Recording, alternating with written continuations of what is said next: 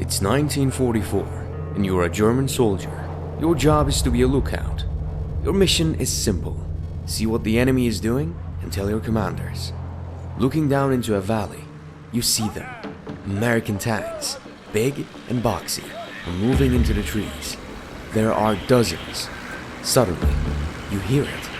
The loud roar of the engines, the clanking of metal tank tracks, and men shouting orders. Your intelligence officers confirms it, and the radios are full of chatter. It feels like a big battle is about to happen. This wasn't science fiction. This was the work of the 23rd HQ Special Troops, a top-secret unit of the US Army. History knows them as the Ghost Army.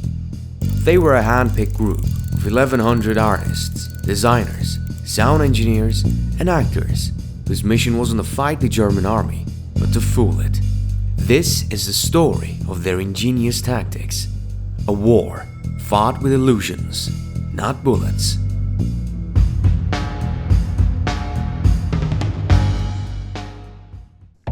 By the summer of 1944, the Allies were on the offensive.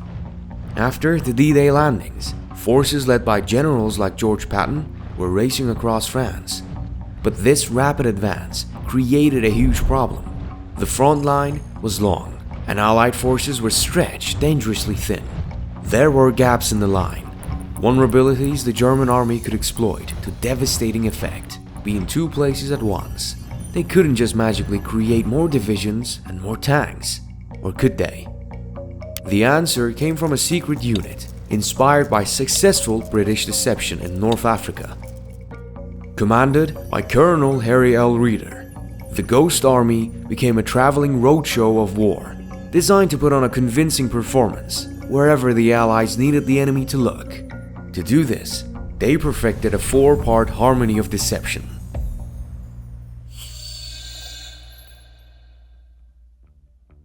The most iconic tool of the Ghost Army was its collection of inflatable decoys. The 603rd Engineer Camouflage Battalion was equipped with hundreds of dummy tanks, cannons, jeeps, trucks, and even airplanes.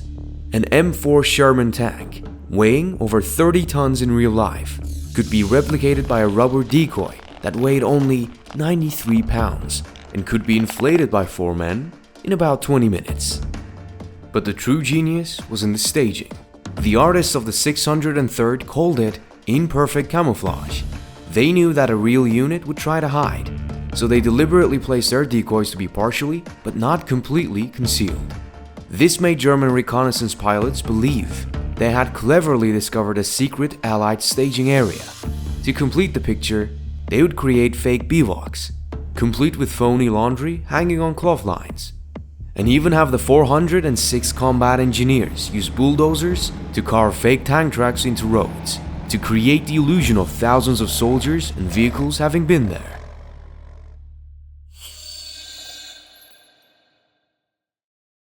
A field full of silent tanks is suspicious. That's where the 3132nd Signal Service Company came in, teaming up with the Bell Telephone Laboratories. This sonic deception unit created a library of battlefield sounds. The distinct sound of Sherman tanks on the move, the noise of the pontoon bridges being built, and even the everyday conversations of soldiers. These sounds were then blasted from massive speakers mounted on half-tracks. With powerful amplifiers, the audio could be heard from 15 miles away. The sound engineers mixed different recordings together to create a believable scene of activity. They would play the sounds of an armored column arriving at night, then switch to construction noises during the day. They even used a mobile weather station to calculate how temperature and humidity would affect the sound.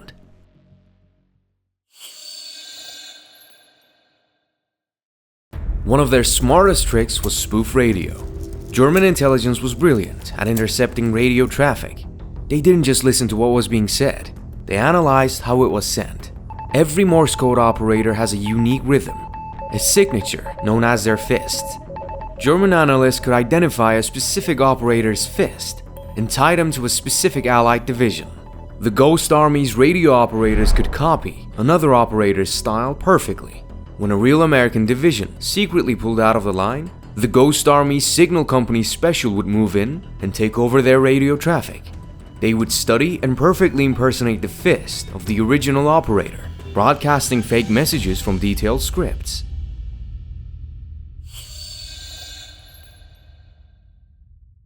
The final layer was pure theater, known as atmospherics.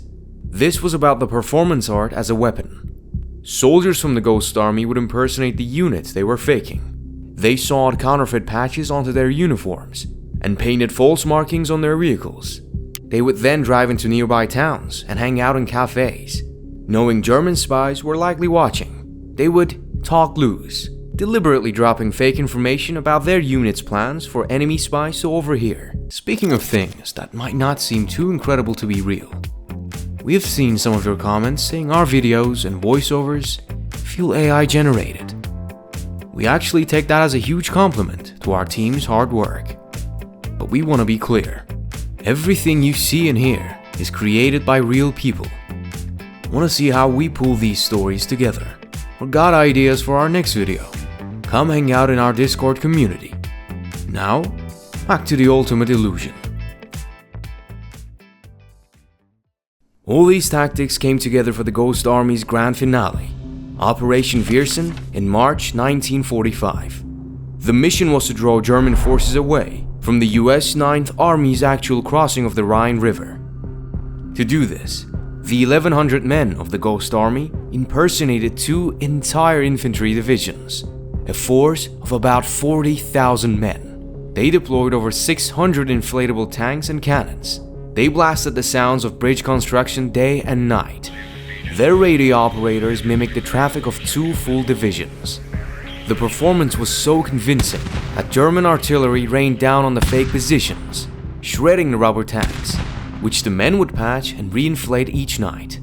The deception was a complete success. Because the Germans were focused on the fake army, the real 9th Army crossed the Rhine with almost no opposition, saving many lives. A captured German map later showed how well the trick worked. German forces moved 2 real divisions to counter the fake Allied unit, placing them right where the Ghost Army had staged its deception. The Ghost Army's work was incredibly dangerous. They operated on front lines, deliberately drawing enemy fire with almost no way to defend themselves.